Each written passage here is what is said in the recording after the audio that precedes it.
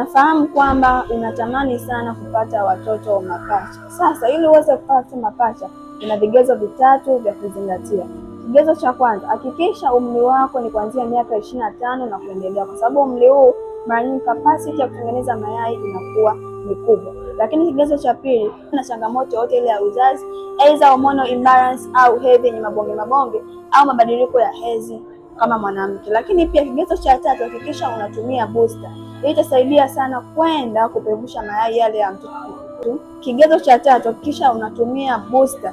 Hii inaenda kusaidia kuboost mayai ya kuleta watoto mapacha ambao ni mapacha wanaofanana. Kama ni mwanamke unahitaji kupata mapacha, hakikisha unazingatia vigezo hivi vitatu, ndipo utaweza kupata mapacha. Nimewasaidia wanawake wengi sana kuweza kuita mama wawili. Kama ni wewe, chukua namba bayo nikupe mwongozo sahihi namna gani ya kufanya ili uweze kupata mapacha. Share kwa wanawake wengi pia naweza kupata ujumbe huu.